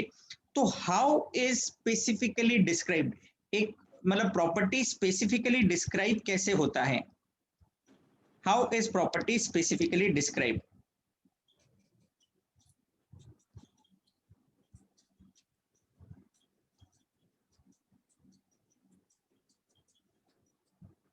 सी कोई भी हमने वहां पे क्या लिखा था, whereas the seller is sole and absolute owner of the property more fully described in the schedule. तो हमने एग्रीमेंट के लास्ट में हमने शेड्यूल ऑफ प्रॉपर्टी बनाया, तो शेड्यूल ऑफ प्रॉपर्टी में क्या बनाया, घर का नंबर क्या है, तो हर घर का कुछ ना कुछ तो म्युनिसिपल नंबर होता है, क्योंकि हम उसके ऊपर म्युनिसिपल टैक्सेस और पे करते हैं, तो उससे हम स्पेसिफाई कर सकते हैं हम इसी घर की बात कर रहे हैं, क्योंकि हर प्रॉपर्टी का म्युनिसिपल नंबर अलग होता है, राइट। सिचुएटेड इन, कहां पे लोकेटेड है, एड्रेस बताया। अब देखो कैसे डिस्क्राइब कर रहे हैं, फुल्ली डिस्क्राइब करेंगे कि उस घर के नॉर्थ में क्या है, साउथ में क्या है, वेस्ट में क्या है, ईस्ट में क्या है।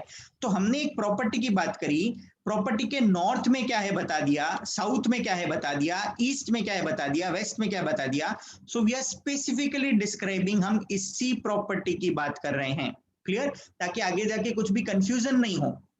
अब जैसे सपोजिंग एक पर्सन का 502 फ्लैट भी है और 501 फ्लैट भी है, ठीक है। अब मैंने जाके उससे 502 फ्लैट परचेज किया, तो मैं तो बता दूंगा कि भी मैंने इस बिल्डिंग में 5th फ्लोर पे एक फ्लैट परचेज किया है, अब उसके 2 फ्लैट है, तो हम कौन से फ्लैट की बात कर रहे हैं, तो we need to be more specific. समझ में आ रहा है पॉइंट क्या है, तो दैट इज द रीजन हम प्रॉपर्टी को हमेशा फुल्ली डिस्क्राइब करेंगे, उसका प्रॉपर्टी नंबर क्या है, एड्रेस क्या है, प्रॉपर्टी के ईस्ट में क्या है, वेस्ट में क्या है, नॉर्थ में क्या है, साउथ में क्या है, ऐसा फुल्ली डिस्क्राइब कर दिया हमने प्रॉपर्टी को।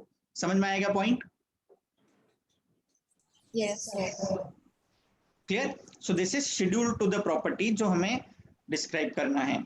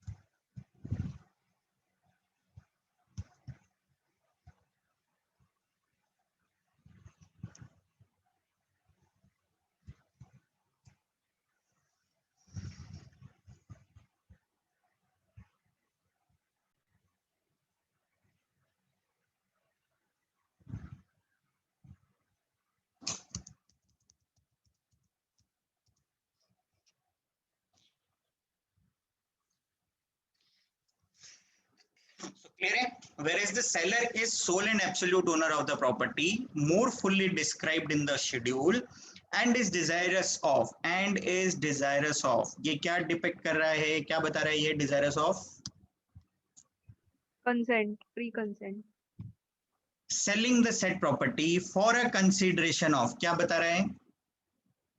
Consideration. Amount, consideration. Lawful consideration हो गया, property lawful object हो गया, so lawful object आ गया, free consent आ गया, consideration आ गया. Clear?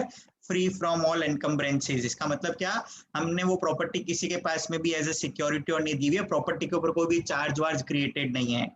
समझा पॉइंट यहाँ तक? Yes, sir. Now ये तो सेलर का आया है free consent. What about buyer? So whereas the buyer has agreed to buy the said property, we are using the word said. We are using the word said. क्यों? उसी property. कौन सी property? जो schedule में described है. तो इसके लिए हम वर्ड said प्रॉपर्टी यूज कर रहे हैं. For a consideration of rupees इतना, free from encumbrances. समझा रिसाइटल कैसे ड्राफ्ट हुआ?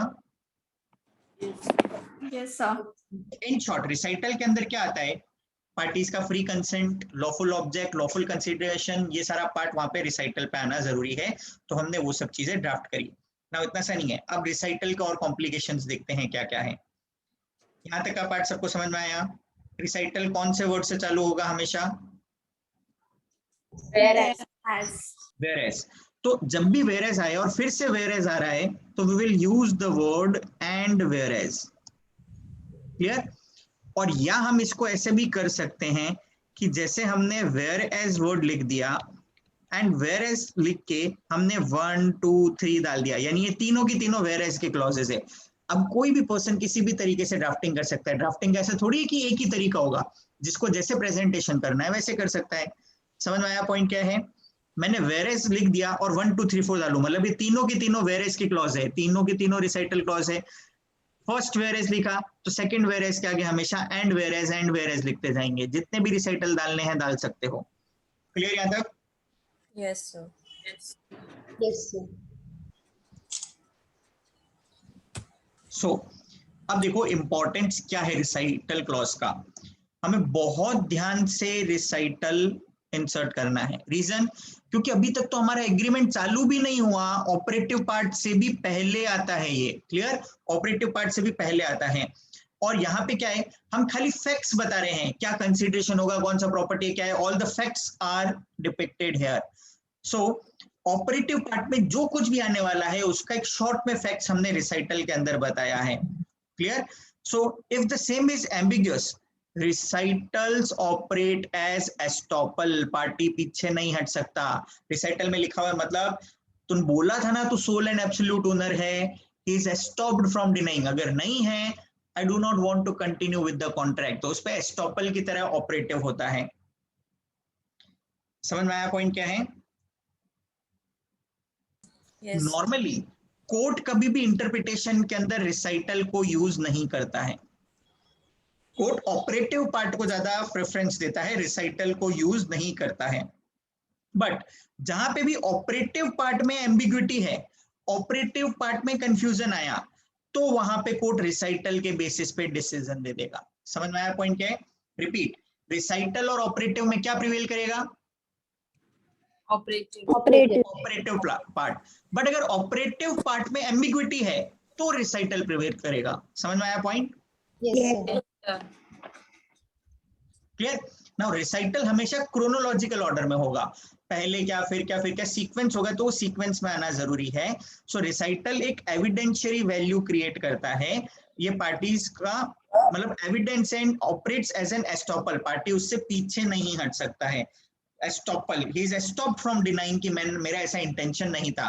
रिसाइटल में मेंशन्ड है, मतलब the party is binding by the recital. यहाँ तक क्लियर?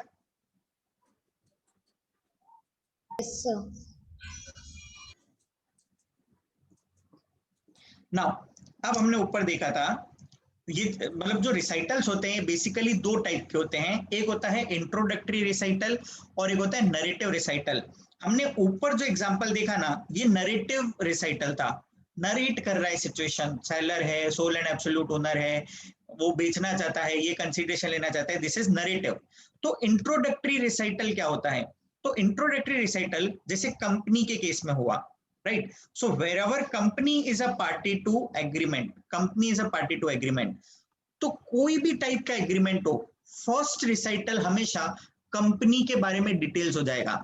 तो वेयर एज समझो कंपनी सेलर है, तो whereas the seller is a company, company अगर बायर है तो whereas the buyer is a company, duly incorporated with registrar ROC of, जो भी प्लेस होगा आरओसी, यहाँ पे क्या आएगा, सिटी का नाम आएगा या स्टेट का नाम आएगा, बताओ फटाफट। स्टेट। आरओसी हर स्टेट का एक ही होता है ना, खाली महाराष्ट्र एंड तमिलनाडु एक्सेप्शन है, क्लियर? सो जैसे आरओसी ऑफ गुजरात लिखा, आरओसी ऑफ राजस्थान लिखा, विद हर कंपनी को सिन नंबर मिलता है इनकॉर्पोरेशन पे, दैट इज यूनिक नंबर, उसका रेफरेंस हो गया, सो उसका सिन नंबर बताया, being registration number dash of 2016 2015 जो भी ईयर ऑफ इनकॉर्पोरेशन होगा, राइट? तो ये प्रूव कर रहा है, रिसाइटल में मैंने पॉइंट क्यों डाला, मैंने एग्रीमेंट इसके लिए एंटर किया क्योंकि वो इनकॉर्पोरेटेड कंपनी था, कल को आगे जाके पता लगा कि वो कंपनी है ही नहीं, ऐसा कोई नाम का कंपनी इनकॉर्पोरेटेड ही नहीं है, am I bound by this agreement या मैं उसको अवॉइड कर सकता हूं? समझा क्या रिसाइटल से क्यों डाला? यस। नाउ अब देखो कंपनी के केस में तुम सब ने ऐसा पढ़ा होगा, doctrine of ultra vires, doctrine of ultra vires पढ़ा था एट एग्जीक्यूटिव लेवल। हाँ। यस। क्या होता है doctrine of ultra vires? Beyond the power granted Beyond by the the memorandum memorandum. and or articles. Beyond the memorandum. अगर memorandum के बाहर कोई चीज है, क्या कंपनी उसके लिए लायबल होता है क्या? नहीं। नहीं। सो मैंने कंपनी के साथ में एग्रीमेंट किया, ये सोच के एंटर किया कि कंपनी मतलब वो एग्रीमेंट कर सकता है, आगे जाके पता लगा कंपनी के मेमोरेंडम में वो लिखा हुआ ही नहीं है, तो इन सच अ केस कंपनी पे तो बाइंडिंग नहीं है और मैं फंस जाऊंगा, मेरे पैसे अटक जाएंगे। सो देयरफॉर देखो मैंने आगे क्या पॉइंट डाला, and is allowed to buy or sell the property void clause dash of its memorandum, यानी हमने रिसाइटल में डाल दिया, देखो कंपनी के मेमोरेंडम का ये clause buying and selling of property allow करता है, इसके लिए मैंने एग्रीमेंट एंटर किया है। अगर कंपनी का मेमोरेंडम वो अलाउ नहीं करता तो I will not continue with this agreement. समझ में आ रहा है पॉइंट क्या है? तो ये जो रिसाइटल है ये क्लियरली डिपिक्ट कर रहा है, मतलब क्या चीज डिनोट कर रहा है, company is a properly incorporated company and company के मेमोरेंडम में ये सब चीज अलाउड है। समझ में आया क्या पॉइंट?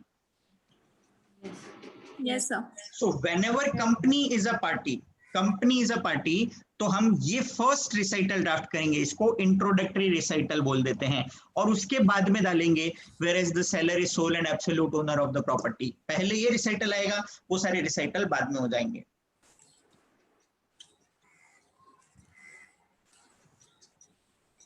क्लियर यहां तक? Yes sir.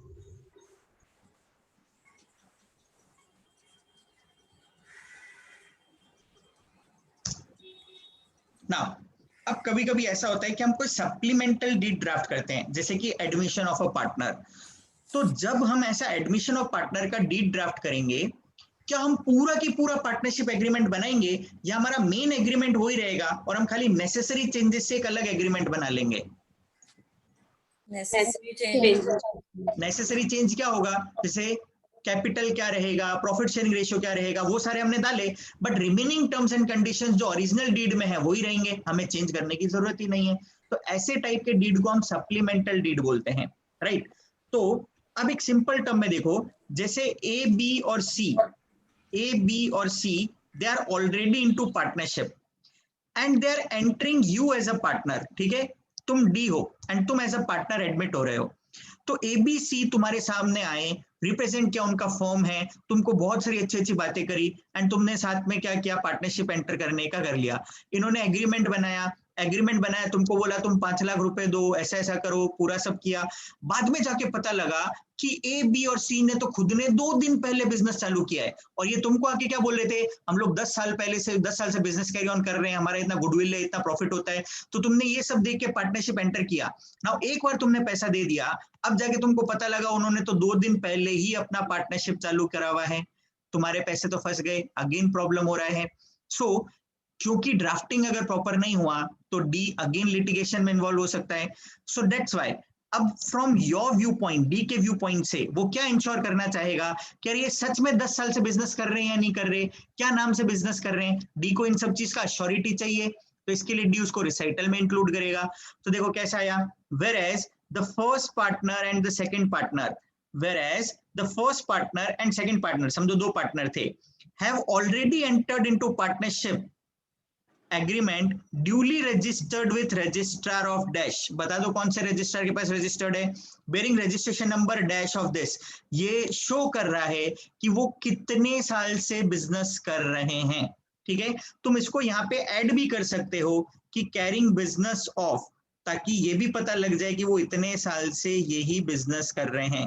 So carrying business of हमने यहाँ पे रिसाइटल में ही डाल दिया. तो अब ये जो पॉइंट है ये क्या डिपिक्ट कर रहा है, मैंने ये पार्टनरशिप इसीलिए एंटर किया क्योंकि वो लोग 10 साल से पार्टनरशिप कर रहे थे और उनका पार्टनरशिप डीड रजिस्टर्ड है. अगर ऐसा नहीं है, I do not want to continue with the agreement. समझ में आएगा पॉइंट क्या है? Yes sir. ये सबको समझ में आ रहा है क्या? मेरे को लग रहा है बहुत सारे लोग सो गए हैं. Yes sir. Yes yes sir, yes sir, सो गए हैं. तो सर ये जो सप्लीमेंट्री डीड होगा वो डी ही बना के जो पार्टनरशिप ओरिजिनल नहीं डीड नहीं है नहीं, उसमें वो तो पार्टनरशिप डीड एग्रीमेंट प्रॉपर बनेगा ना, उसमें एबीसी का भी साइन होगा, डी का भी साइन होगा. बट एग्रीमेंट के अंदर डी इंश्योर करना चाहता है रिटर्न में कि भाई सच में ऐसा है, तो इसके लिए उसने ऐसे रिसाइटल के क्लॉज डाले which will be binding on A, B and C. अगर ऐसा नहीं है, रिसाइटल में लिखा हुआ रॉन्ग प्रूव हो रहा है, तो डी के पास ऑप्शन है he can avoid the agreement, वो अपना पैसा वापस ले सकता है. Okay sir.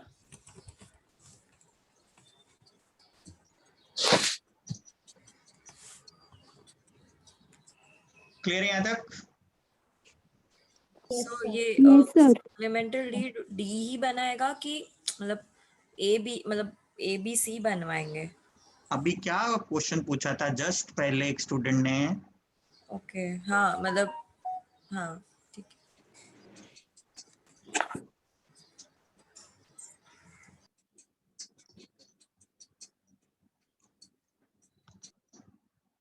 क्लियर है यहाँ तक सबको? कुछ भी डाउट है तो प्लीज पूछो.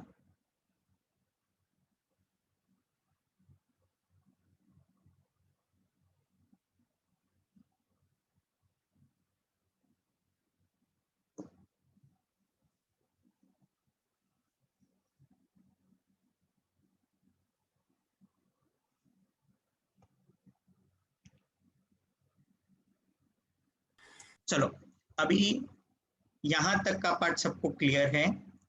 अब हम देखते हैं नेक्स्ट आगे क्या होता है. The third clause in an agreement is testatum clause.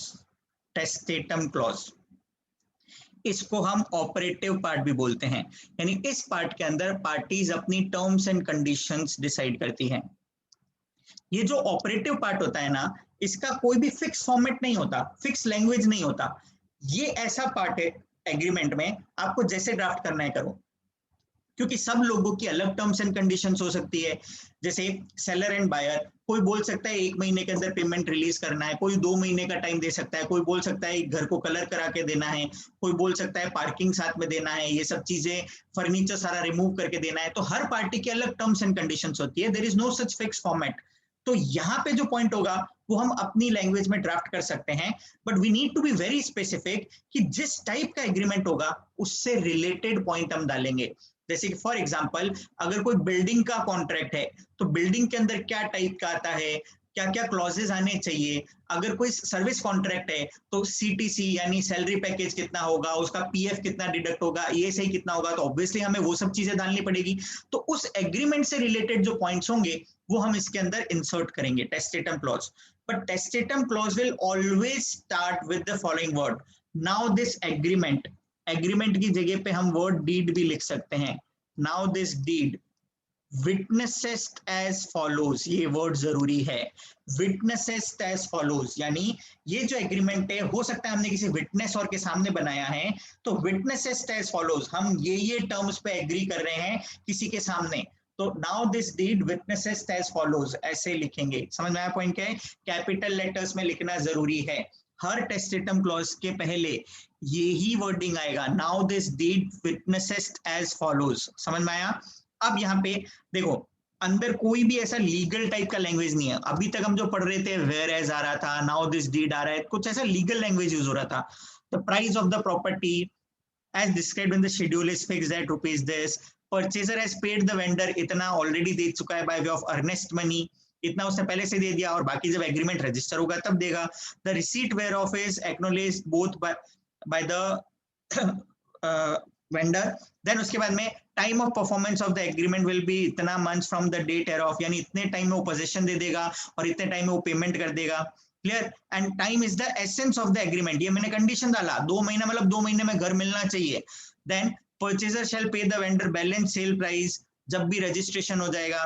Then vendor vacant position इसको देगा परचेजर को, जो भी टर्म्स एंड कंडीशन है अपनी वहां पे डालेंगे। फिर वो हम ऐसा बोलते हैं ना कि कन्वेंस डीड आगे मतलब उसके फेवर में देगा, स्टैम्प ड्यूटी रजिस्ट्रेशन चार्जेस कौन पे करेगा, टाइटल डीड कैसे पास ऑन करेगा, तो ऐसे करके कुछ भी टर्म्स एंड कंडीशंस डालो। कितने पॉइंट डालें? तुम अगर रियल लाइफ के एग्रीमेंट में देखोगे ना 40-40, 50-50 पॉइंट होते हैं। हम 5 मार्क के क्वेश्चन के लिए 40 पॉइंट लिखने बैठे तो पता लगा एग्जाम में हमारे 5 ही मार्क्स आएंगे, बाकी का पेपर कौन पूरा करेगा? सो इसके लिए तुमको क्या ध्यान रखना है, जितने मार्क का क्वेश्चन उतने पॉइंट्स हम ऑपरेटिव क्लॉज में डालेंगे, जितने मार्क का क्वेश्चन उतने ही पॉइंट डालेंगे, ताकि हम दूसरे क्वेश्चन पे ध्यान देंगे एंड पेपर फिनिश करेंगे। क्यों मैं ऐसा बोल रहा हूं? समझो 5 मार्क का एग्रीमेंट ड्राफ्टिंग है, तो 5 के 5 मार्क इसी क्लॉज के होंगे या ऊपर इंट्रोडक्टरी रिसाइटल के भी पॉइंट्स होंगे? जल्दी आंसर दो। उनके भी यानी इसका बाय डिफॉल्ट मैं बोलूं आधा या उससे भी कम हो गया।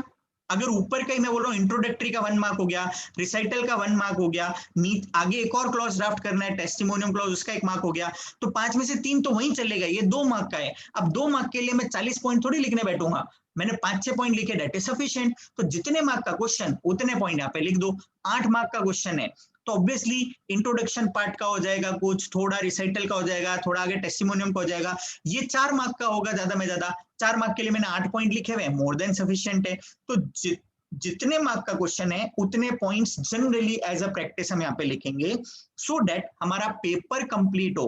नहीं तो पता लगा एक एग्रीमेंट को ड्राफ्ट करने में इतना इनडेप्थ हो गए कि अरे मेरे को बहुत अच्छी से एग्रीमेंट ड्राफ्टिंग आता है, मैं करूंगा, आधा घंटा तक बैठ के तुमने एक एग्रीमेंट ड्राफ्ट किया और पता लगा एग्जाम में क्वेश्चन 5 मार्क का है। समझ में आ रहा है कितनी बड़ी बेवकूफी हो जाएगी एग्जाम के अंदर? सो सिंपली जितने मार्क का क्वेश्चन उतने पॉइंट्स हम यहाँ पे ड्राफ्ट करेंगे। क्लियर? ये हम आगे डिटेल में पढ़ेंगे, हर एग्रीमेंट के अंदर कैसे कैसे क्या क्लॉज आएंगे, ये उस पार्ट पे हम फोकस करेंगे बाद में। लास्ट क्लॉज होता है हमारा टेस्टिमोनियम क्लॉज, टेस्टिमोनी, साइन करना। So in witness whereof vendor have purchaser have put their hands in presence of, vendor ने अपना साइन किया, परचेजर ने अपना साइन किया, in presence of 2 witnesses, witness होते हैं हमेशा, क्लियर, विटनेस का नेम एड्रेस और उसका सिग्नेचर आया, तो ये टेस्टिमोनियम क्लॉज सिग्नेचर वाला पार्ट हो गया। ये प्रूफ है कि ये विटनेस है, इनके सामने ही एग्रीमेंट बना था, क्या टर्म्स एंड कंडीशंस थी, इन्होंने सुना एंड पार्टीज ने साइन किया, and by signing this deed अब उन पार्टीज पे ये बाइंडिंग हो जा रहा है, इसको टेस्टिमोनियम क्लॉज बोलते हैं। तो ये भी हर एग्रीमेंट में आएगा। हम बेसिकली देख रहे हैं 4 पार्ट के अंदर डिवाइड हो गया। सबसे पहला डिस्क्रिप्टिव क्लॉज, फिर रिसाइटल क्लॉज, फिर टेस्टेटम क्लॉज और फिर टेस्टिमोनियम क्लॉज। ये 4 तो आएंगे ही आएंगे। इसके अलावा छोड़ के कुछ और क्लॉजेज होते हैं, जैसे हैबेंडम क्लॉज आता है, कुछ और आता है। ये मैं सारा फर्स्ट लेक्चर में नहीं, जैसे जैसे वो चीजें आएगी तब मैं वो तुमको सिखाऊंगा। क्लियर? और लास्ट में हमने देखा था शेड्यूल टू द प्रॉपर्टी हमें बनाना है, जिसके बारे में मैंने तुम्हारे साथ में ऑलरेडी डिस्कशन किया था। समझ में आया सबको point? Yes sir. Yes sir. तो अभी जैसे एग्जाम्पल के लिए मैं तुमको दिखाता हूं, जैसे हमारे मॉड्यूल के अंदर एक पर्टिकुलर एग्रीमेंट जो ड्राफ्टेड है, सिंपल सा बेसिक एग्रीमेंट जो ड्राफ्टेड है, हम उसको चेक करते हैं कि वो कैसे ड्राफ्ट करा हुआ है। ऐसा जरूरी नहीं है कि मॉड्यूल का ड्राफ्टिंग मतलब परफेक्ट ड्राफ्टिंग होगा, उसमें भी मिस्टेक्स हो सकती है। सो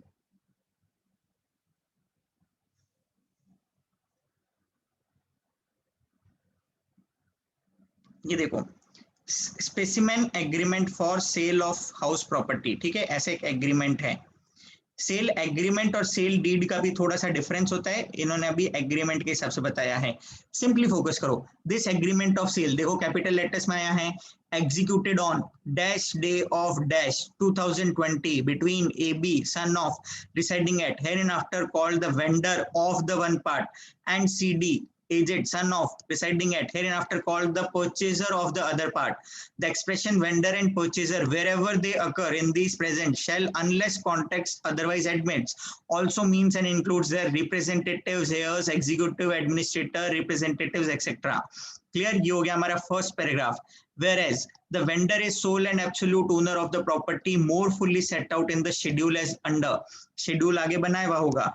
And whereas it is agreed that the vendor shall sell and the purchaser shall purchase the said property for a sum of rupees itna, free from all encumbrances. ये दो recital हो गए. Now this agreement of sale witnesses as follows. कौन सा clause है ये, नाम बताओ फटाफट. Now this agreement of sale witnesses as follows. कौन सा clause हुआ? Testatum और operative. टेस्टेटम. क्लियर? तो ये प्राइस क्या होगा, परचेजर कब तक पे करेगा, टाइम कितने टाइम में होना चाहिए, देन बैलेंस वो कब तक पे करेगा, वेकेंट पोजीशन, वो जो टर्म्स थे वो मैंने यहीं से लिए थे तुमको बताने के लिए. हम सिंपली वो पॉइंट ड्राफ्ट करेंगे. फिर schedule of the property, house क्या है, कहाँ पे सिचुएटेड है, नॉर्थ में, ईस्ट में, साउथ में क्या है, एंड देन लास्ट में in witness whereof the parties have signed in presence of. तो वेंडर परचेजर का नाम और यहाँ पे विटनेस के नाम. So in witness whereof, इस क्लॉज को क्या, कौन सा क्लॉज बोलते हैं? टेस्टिमोनियम. सो क्लियर है सबको? सर एग्जाम में फिर इन सबके ऊपर क्लॉज के नाम नहीं लिखना है? नहीं, क्लॉज का नाम नहीं लिखना है, कहीं पे भी नहीं लिखा होगा, कोई भी एग्रीमेंट में नहीं दिखेगा तुमको. ये हमारी अंडरस्टैंडिंग के लिए है.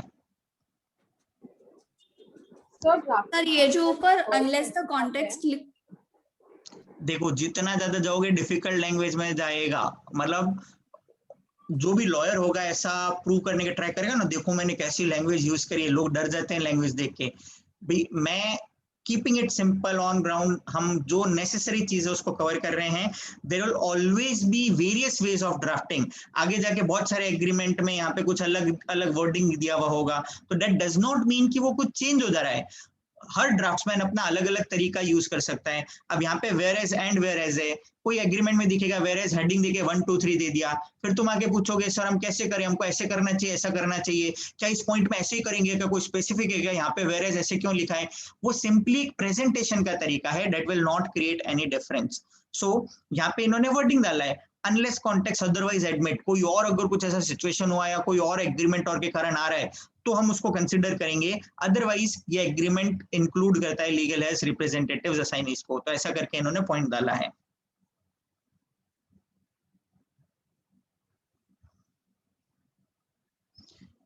क्लियर यहां तक? Yes sir. So just for a change हम ऐसे एक सिंपल सा देखते हैं, कोई भी ड्राफ्टिंग का एग्जांपल लेके देखते हैं. ठीक है,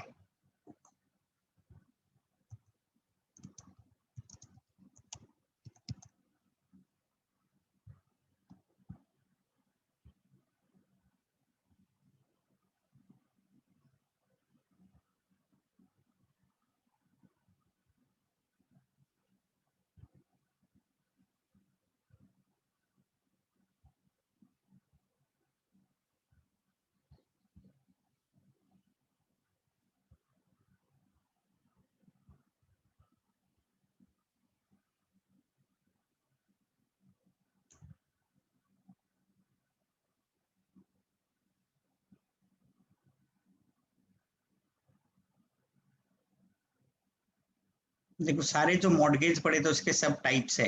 मैं तो खाली ड्राफ्टिंग दिखा रहा हूँ ऊपर ऊपर से, इन डेप्थ अभी जाने की जरूरत नहीं है. ठीक है, तो जैसे एक सिंपल एग्जांपल गिवन है, सिंपल मॉर्गेज का ड्राफ्टिंग कैसे होगा.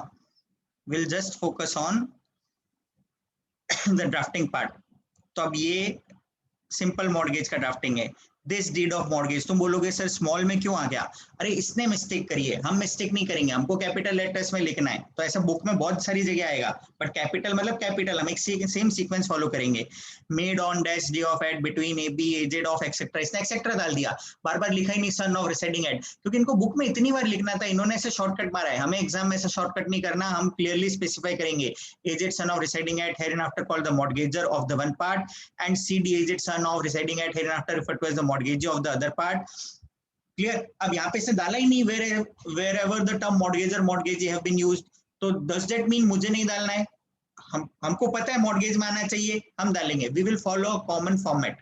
Now whereas the mortgagor is absolutely seized and possessed of and is well and sufficiently entitled to the property, मतलब whereas clause डाला कि वो खुद sole and absolute owner है, free from encumbrances, and whereas the mortgagor agrees to lend a sum of, mortgagee ने इतना पैसा देने का क्या है, against the security of the said property. Now this deed witnesses is as follows. तो ये हो गया हमारा टेस्टेटम क्लॉज. इसमें अंदर इन्होंने अपनी टर्म्स एंड कंडीशंस डाली, जो भी डाली होगी पढ़ेंगे बाद में मॉर्गेज पढ़ते टाइम पे. क्लियर. एंड नीचे in witness whereof the parties have signed in presence of. Clear. और वो शेड्यूल टू द प्रॉपर्टी. तो हर एग्रीमेंट के अंदर इसी तरीके से ड्राफ्टिंग आने वाला है, जो फॉर्मेट हमने फॉलो किया है. वी हैव मतलब सिंपली हमने फोकस कर लिया क्या क्या पॉइंट्स हमें ध्यान रखने हैं. कोई भी टाइप का एग्रीमेंट तो हम इसी फॉर्मेट में उसको लेके जाएंगे, हमें ऑटोमेटिकली सारे मार्क्स मिलेंगे, बिकॉज ड्राफ्टिंग के लिए यही सीक्वेंस फॉलो होगा. हम सीक्वेंस को थोड़ी, मैं टेस्टिमोनियम क्लॉज पहले ड्राफ्ट नहीं कर सकता, टेस्टेटम बाद में कर दूं, ऐसा चलेगा? या टेस्टेटम पहले आएगा टेस्टिमोनियम बाद में आएगा? तो सीक्वेंस है, सबसे पहले डिस्क्रिप्टिव क्लॉज आएगा, देन उसके बाद में हम ऐसा बोले रिसाइटल आएगा, फिर उसके बाद में टेस्टेटम आएगा, एंड लास्ट के अंदर टेस्टिमोनियम आएगा. क्लियर यहां तक सबको? Yes sir. Yes sir. Yes sir. चलो देन कंटिन्यू करेंगे नेक्स्ट लेक्चर में. कुछ भी डाउट है तो मेरे को रुक के पूछ सकते हो. I will continue in the last next lecture.